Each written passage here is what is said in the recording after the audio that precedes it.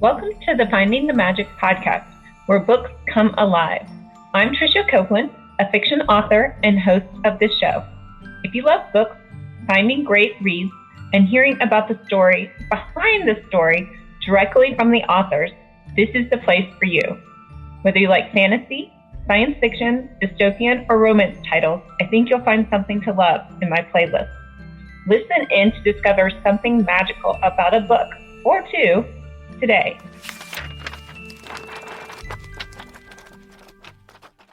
Welcome, Michele.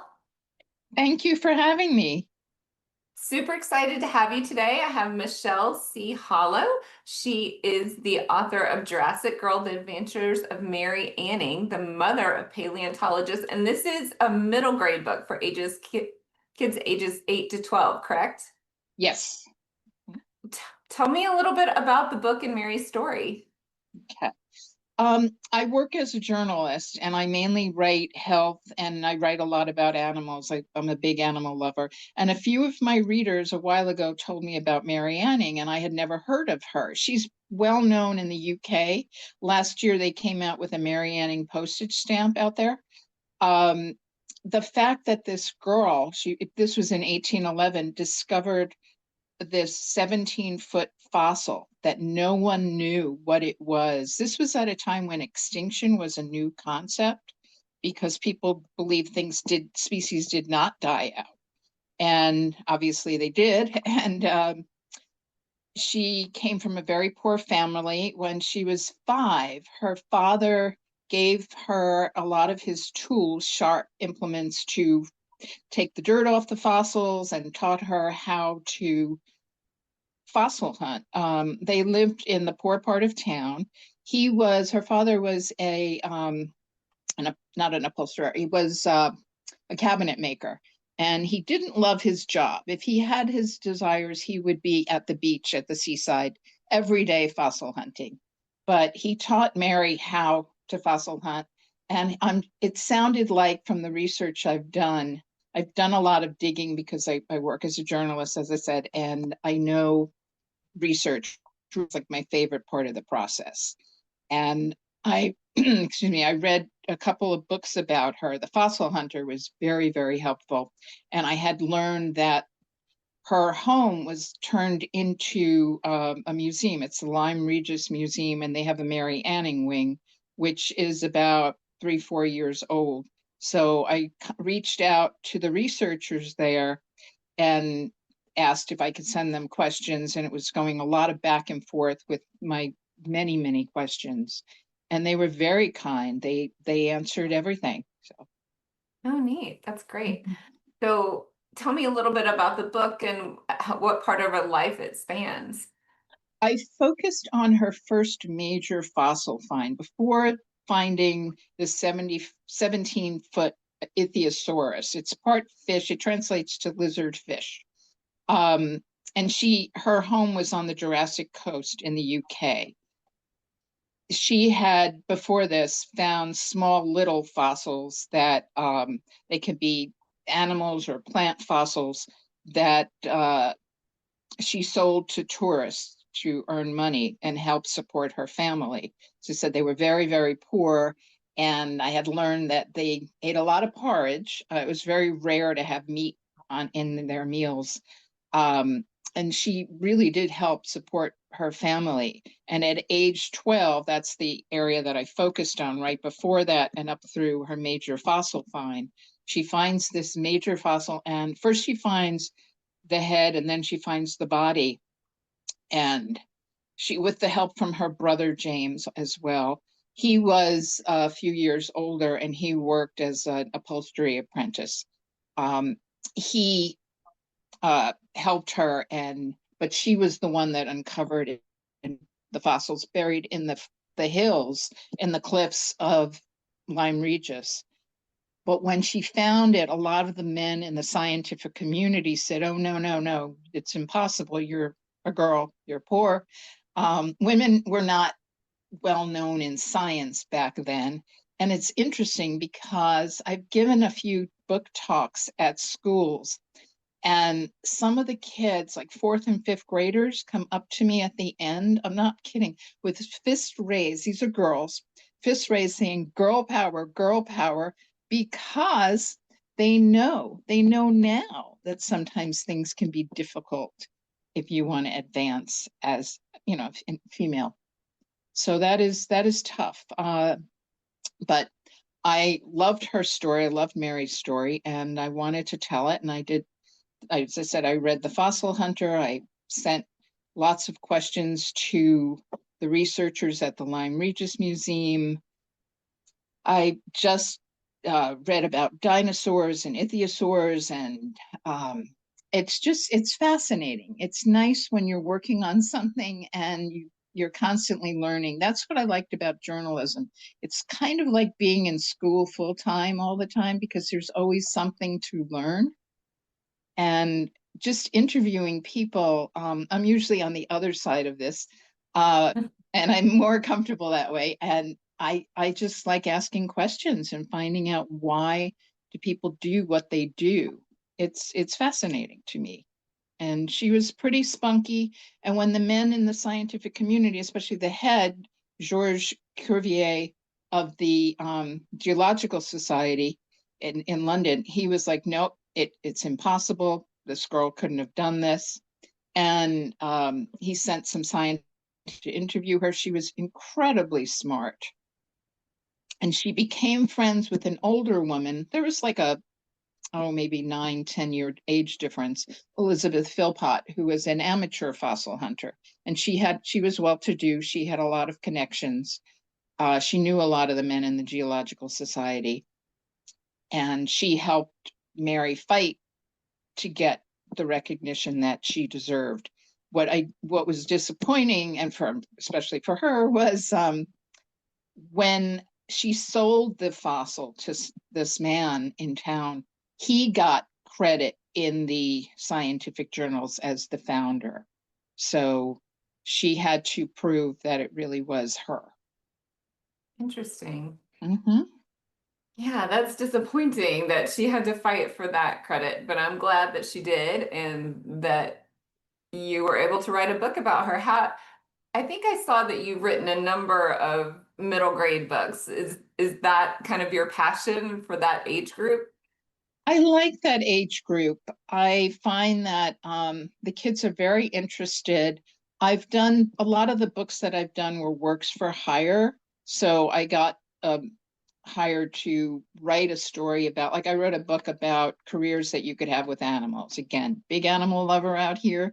And talking to people about their work and what they do is just fascinating. And I was able to, you get paid for your work and then it's done. This was my first book that was agented, and I was very lucky. I found a lovely agent, and he's stuck with me. And I am working on another book, also historical fiction. That is also one of my favorite genres. I just find, especially if it's based on a true fiction is fascinating, but seeing what somebody's done, that is to me amazing, something, incredible. And here's this 12-year-old girl that she organized a dig to get the ichthyosaurus out of the cliffs. Not a small task. Definitely. I mean, did she have to get ladders and like all of these different implements to? There's no way climbing the cliffs and finding, first finding one part and then finding the second part. I did not know this until recently, that the dinosaurs that we see at the museums were not 100% all of their bones. It's like, it could be 75, it could be 50%, it could be 25%, whatever, and the other parts are man-made. I just went to the American Museum of Natural History in New York City, and they have a Stegosaurus that is something like, I think it's about 85 or 95% actual dinosaur.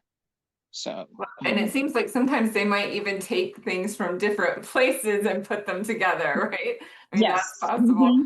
I actually have a funny story related to this. So, always big into animals and being outdoors as a young girl too. And one time I grew up in South Georgia, we were hiking and I ran across and oh, now I'm blanking that little animal, an armadillo skeleton.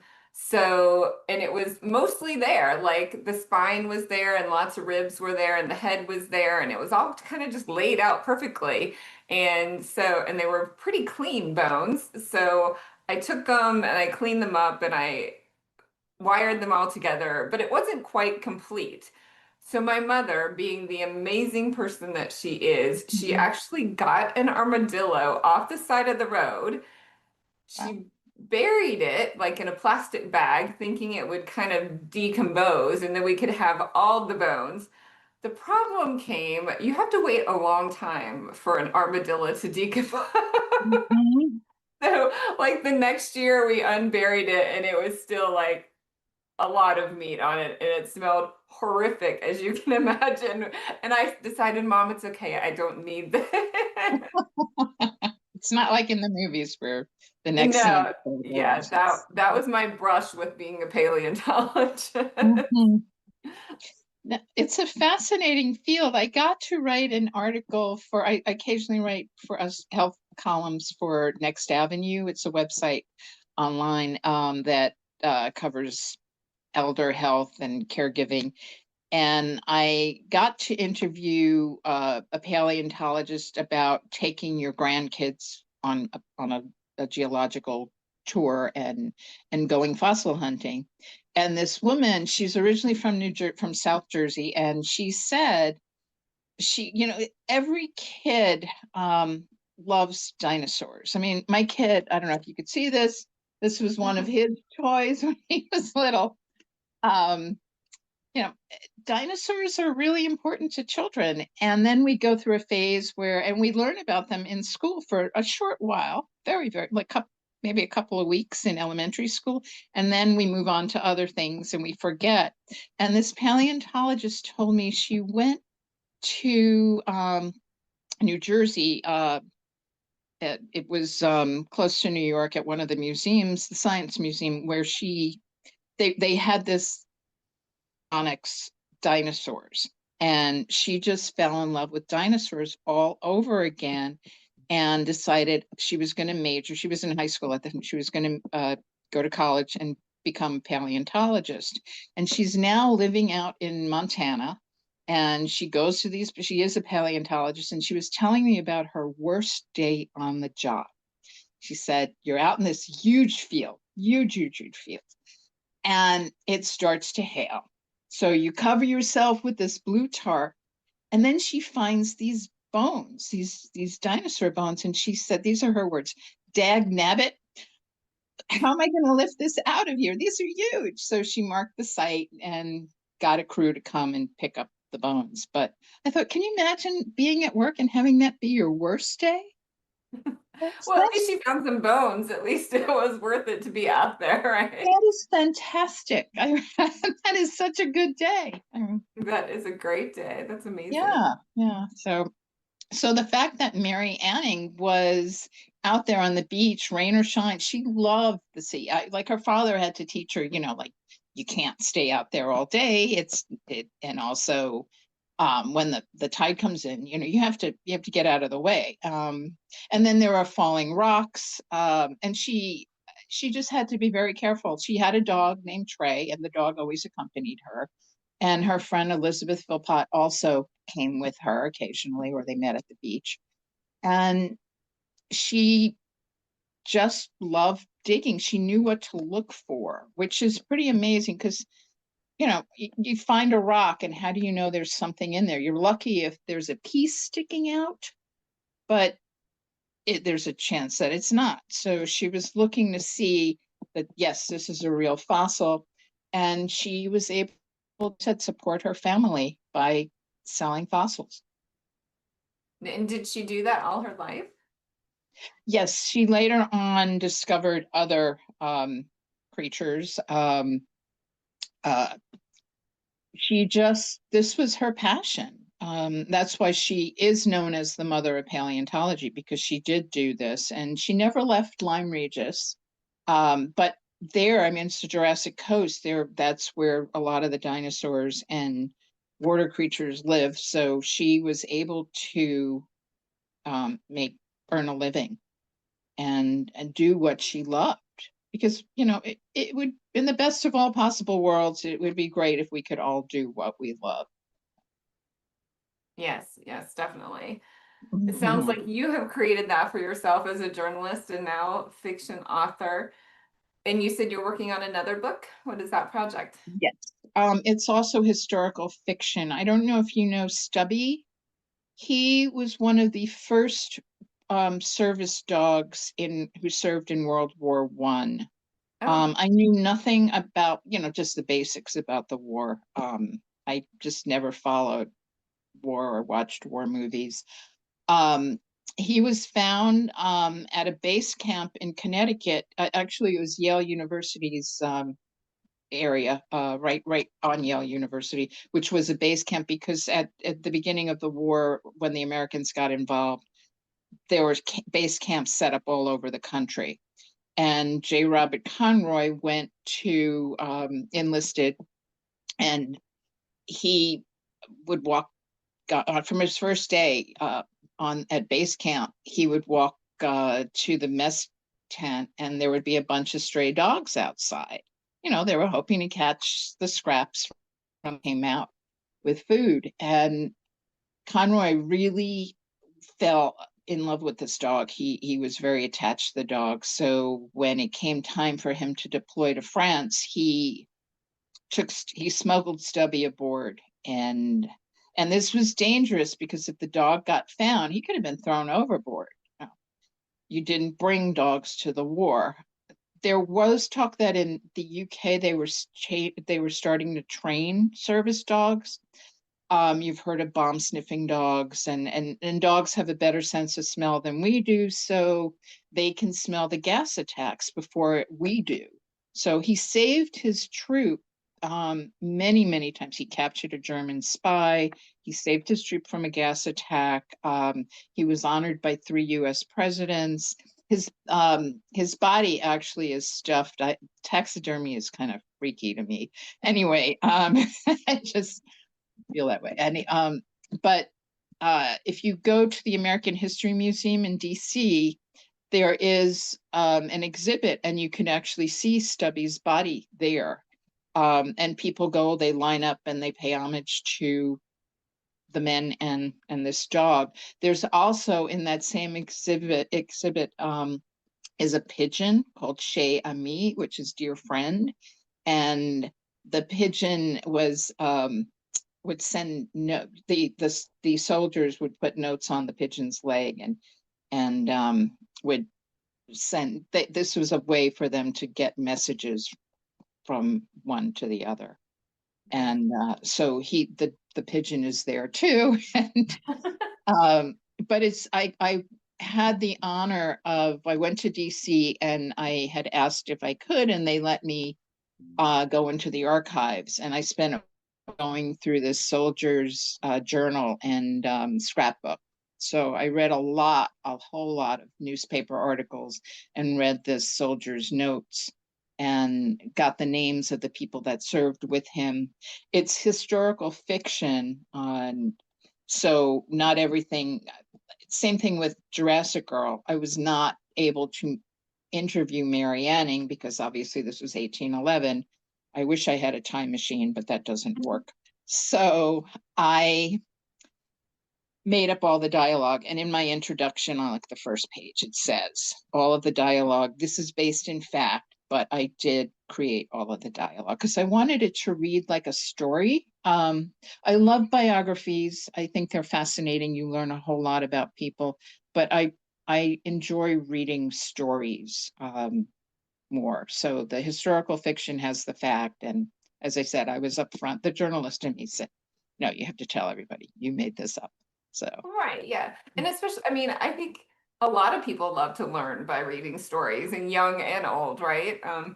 Because that gets us emotionally invested in what's happening in your book. So I think sometimes it can be more powerful as putting having like that fictionalized account in there. So you're getting into the emotion of the person and what they achieved.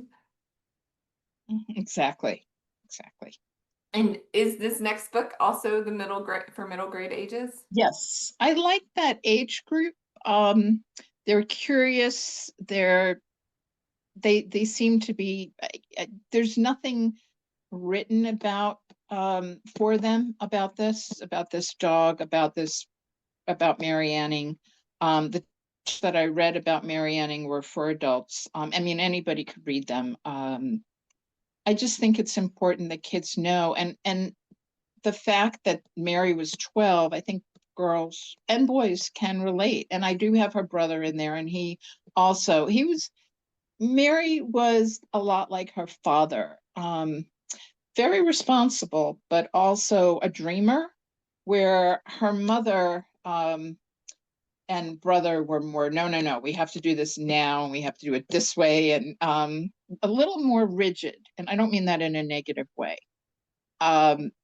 She was not thrilled when her husband gave Mary sharp tools and knives for the fossil hunting. And Richard, her father, would have probably given them to her at age 3, but her mother was like, no, we're not doing that. So she had to wait till age 5 to fossil hunt. And I mean, she accompanied her dad, but her mom said no until when she was 5, she was able to do that.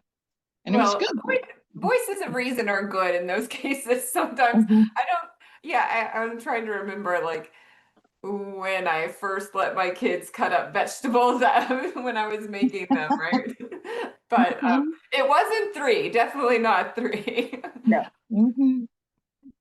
Now, also, I mean, my kids, they went through that dinosaur phase. I really like young kids. I'm very comfortable around them. And I think that they should know about Mary Anning. I mean, I would like the whole world to know about Mary Anning because, as I said, I really truly find her special and fascinating. And then with Stubby the dog, I'd like everybody to know about Stubby as well because the dog saved so many people. Um, and I've written art about servicemen and veterans that have service dogs, and every single veteran said to me, it's the dog. If it wasn't for this dog, I might not be alive. This Wow. dog saved my life. And a lot of them believe that it's all dog. And I'm like, no, it's not all, it's you too, because if you want to get a service dog, you have to be in the process, you have to be part of the whole process of training that dog. You're pulled in not at the very beginning stage, but you are before you take that dog home. Right. And Yeah. I was just interviewing another author who is blind and has had service dogs all his life, it sounds, or, since he was old enough to have a service dog. And he was in the Twin Towers during 9/11. And he's told his story and written several books about him and his dog. And he says, I don't want to be mean about this, but usually people say, my dog saved me. He's like, no, we're a team, number one. And Mhm. number two, I had practiced every exit route out of that building before, not even knowing that 9/11 obviously was going to happen. I had practiced every exit route out of that building because I was in charge of the people in my company, and I was in charge of knowing that they were safe, and I was in charge of me and knowing where to go. He's like, so sight people take for granted that you're going to be able to see an exit sign. He's like, but I didn't have to see the exit signs. I knew where they were. My dog knew where they were, and he knew how to get out, and his dog could help him get out safely, right? So he had definitely that attitude of like, okay, well, the dog is helping me do what I want to do, but I'm still telling the dog where I want to go, right? Mhm. So the dog is just telling me what's in my way or if something's in my way. So that was an interesting discussion we had. It's definitely, yeah, it's definitely a team effort. It really is. But getting back to Mary, I mean, and she had her dog also at her side. as a companion. I mean, spending days, and you have to think also what she wore back then. Women did not wear pants. They wore long dresses, like ankle-length dresses and boots and bonnets. And the bonnets, I guess, were really good to protect you from the sun. But can you imagine being out for hours, like 8 hours a day, digging in the sand and, right by the shore, and in this, or climbing the cliffs in this long dress? It just seems much more difficult. And she didn't seem to care that she would get mud in her fingernails. It's just, she really relished the hunt. She loved fossil hunting. That's an amazing story. Yeah, I think for anybody that dedicates themselves to something like that seems so hard. Like, I'm just thinking I would have died without my music. Hmm?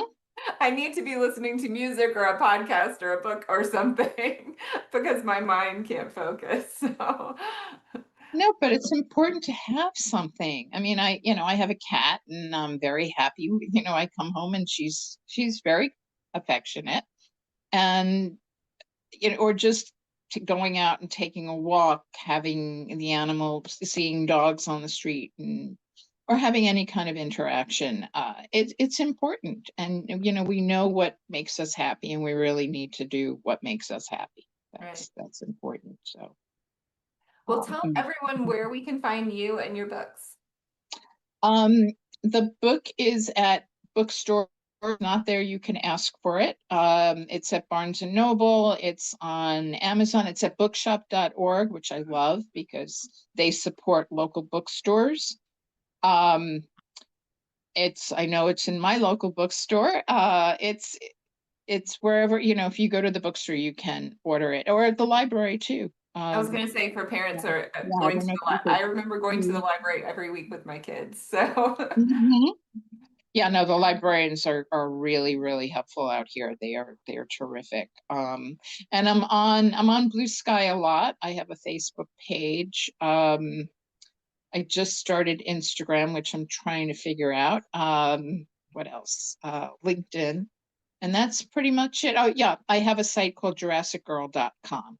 JurassicGirl.com. Okay, Yeah. great. Mm-hmm. Yeah, my husband designed that for me. He's the tech. Very fun. So, well, I love your cover too. It's very catchy and fun. The Ulysses Press did it. They were terrific. I was thrilled when I saw it. They were just wonderful. So, and they even said, "Do you want any changes?" And they actually, we made one little change because the Ichthyosaurus head was round, and it actually has a long snout with big sharp teeth. It was a pretty ferocious, kind of scary looking creature. Fun. Well, thank you so much for being here. Your book, Jurassic Girl, it's super for that age group, ages 8 to 12. So people can, and did you say your website? I lost. It's JurassicGirl.com. Yes. Thank you very much for being here. And we hope you'll come back when you release your next book on Stubby. Thank you, Tricia. Thank you so much. Okay. Nice meeting you. Bye. Yes. Bye. Should I hope you enjoyed this episode of the Finding the Magic podcast. I'm your host, author and podcaster Tricia Copeland, and I love getting behind the scenes. If you like the podcast, make sure to subscribe and stop in each week to discover new authors and books. Thanks for listening, and until next time, keep finding the magic.